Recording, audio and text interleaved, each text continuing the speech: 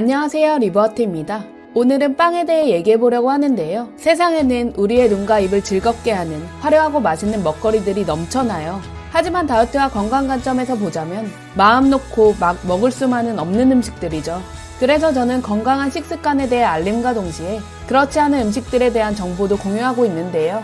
하지만 결코 음식에 대한 두려움이나 걱정을 가지라고 얘기하는 게 아니에요. 스스로의 건강을 지킬 수 있는 건강 지식을 쌓고 건강 지혜를 키우며 더 이상은 허튼 광고에 속아 돈을 낭비하고 건강을 망치지는 말자는 거죠. 그럼 본론으로 들어가서 우리가 먹고 있는 빵의 실체와 죽어도 빵은 포기 못하는 빵순이들을 위한 빵 먹는 방법에 대해 얘기해 볼게요. 잠깐, 혹시 구독과 좋아요 안 누르셨다면 꼭 눌러주시고요. 알람 설정하기 눌러서 다이어트 및 건강 정보를 가장 빠르게 받아보세요. 빵이 주식인 나라도 있는데 우리도 빵 좀 마음껏 먹으면 안 되나? 우리나라에서 쌀을 주식으로 먹듯이 외국에서는 밀이라는 곡물로 만든 빵을 주식으로 먹어요. 하지만 외국인들이 주식으로 먹는 빵과 우리가 먹는 빵은 꽤나 달라요. 서구 국가에서 먹는 빵은 거칠고 딱딱하며 주로 통밀빵을 많이 먹죠. 통밀에는 섬유질과 각종 미네랄도 포함되어 있어 영양소도 풍부해요. 게다가 빵을 먹을 때 샐러드 및 육류를 함께 먹기 때문에 영양적 균형도 맞아요. 그리고 결정적인 건 생산한 지 얼마 안 된 밀로 만든 신선한 빵을 먹는다는 것이죠. 반면 우리나라에서 빵순이들은 밥으로도 빵을 먹고 디저트로도 빵을 먹고 수시로 빵을 먹고 또 먹고 게다가 그런 빵들은 엄청 화려하고 당과 지방으로 범벅된 것 투성들이죠. 그러니 빵을 먹으면 빵빵해질 수밖에 없는 거예요. 밀가루로 벌레를 죽일 수 있다? 우리나라에서는 밀을 거의 재배하지 못하는 환경이기 때문에 우리가 먹고 있는 대부분의 밀가루는 외국, 특히 미국에서 수입해온 것들이에요. 수입산 밀은 운송비 절감을 위해 비행기가 아닌 배로 운송되며 그 기간은 최소 몇 달은 걸린다고 해요. 게다가 그의 수확한 밀로 만든 밀가루만 들어오는 것이 아니라 수확한 지 몇 년이 지난 밀가루도 들어온다고 하는데요. 여기서 문득 생기는 의문 하나. 곡물 중에 하나인 밀도 식물인데 어째서 썩지 않을까요? 바로 그 이유는 밀을 수확한 후 오래 보관하기 위해 방부제나 유기살충제를 많이 뿌린다고 해요. 살충제는 밀에 고스란히 흡수되고 벌레들은 절대로 독하디 독한 밀가루를 탐할 수 없어요. 오히려 겁없이 이런 밀가루에 뛰어든 벌레들은 밀가루에서 죽음에 이른다고 하네요. 심지어 밀가루 보관을 용이하게 하기 위해 농작물을 바싹 마르게 하는 제초제를 뿌리거나 밀가루를 하얗고 깨끗하게 보이기 위해 표백제까지 뿌린다고 하니 세상에는 참 악마 같은 인간들도 많은 것 같아요. 독소들이 내 몸에 쌓인다면? 이런 독소들이 우리 몸에 쌓이면 당연히 건강에 좋을 리 없겠죠. 문제는 이런 밀가루를 꾸준히 섭취하면 장내 환경이 악화되며 장내 세균이 바뀔 수 있는데요. 장내 유익균보다 유해균이 많으면 살이 잘 안 빠지는 체질로 바뀔 수 있으니 이 얼마나 억울한 일인가요? 면역과 밀접한 장이 약화되면 면역력도 떨어질 수 있어요. 사실 밀가루 섭취의 단점은 열거할 수 없을 정도로 많아요.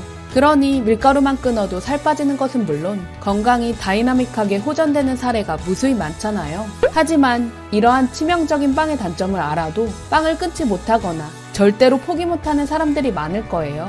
그렇다면 어떻게 빵을 먹으면 좋을까요? 빵 먹는 방법. 독소를 멀리하자.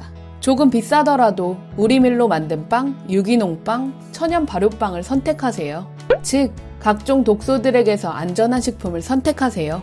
독소들이 쌓이면 간의 해독 능력이 떨어지고 대사기능도 떨어지며 결국 몸속 지방이 잘 연소되지 않아 살도 잘 안 빠지고 건강에도 문제가 생길 수 있어요. 그리고 부드러운 흰빵보다는 통밀빵을 선택하는 게 낫겠죠? 일반적인 빵은 정제 탄수화물이라 대부분 뱃살을 만드는 데 사용되지만 식이섬유와 영양소가 함유된 통밀빵은 우리 몸에 필요한 에너지로 사용될 수 있어요.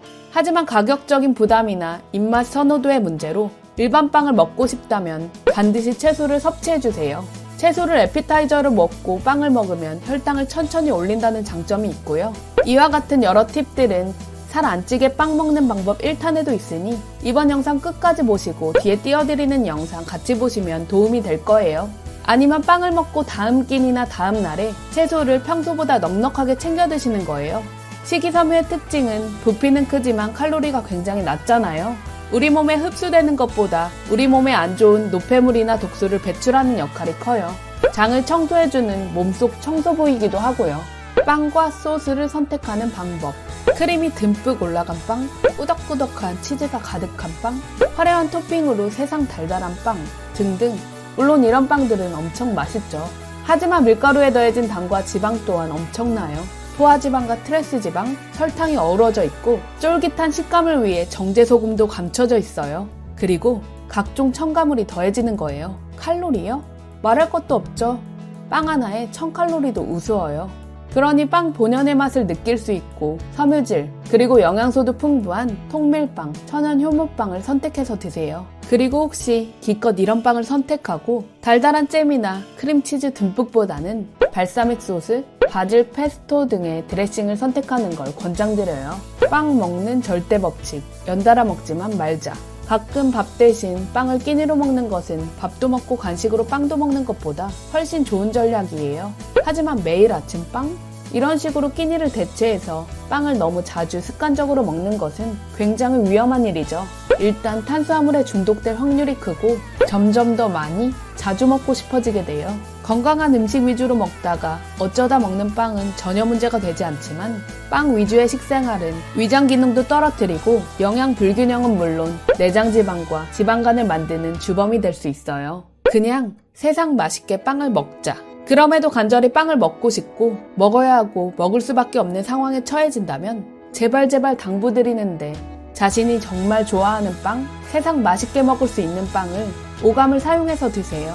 빵의 고소한 향기도 맡고 예쁜 플레이팅도 감상하고 빵의 모든 맛을 음미하며 행복하게 감사하며 맛있게 드세요. 이런 오감 식사는 굉장한 만족감과 충족감을 주기 때문에 빵을 향한 애타는 식욕을 오히려 잠재울 수 있어요. 누군가는 독한 맘 먹고 빵과 이별할 수도 있겠지만 고소한 빵 냄새가 도처에 진동하는 세상에 살고 있는 빵순이들에게는 참 힘든 일이겠죠. 그렇다면 빵에게 위로받고 기쁨을 얻되 나에게 고통을 주는 존재로 변질되지 않도록 빵도 남용하듯 폭식하지 말고 적당량 소중하게 드세요. 각종 질문과 의견 등은 댓글로 남겨주시고요. 가끔 안부도 들려주세요. 구독과 좋아요 꾹 누르시고 함께 건강해지고 싶은 소중한 사람이 있다면 공유하기 버튼 눌러서 리버트 정보를 널리 알려주세요. 오늘도 당신의 일상을 응원할게요. 고맙습니다. 우리 존재 화이팅!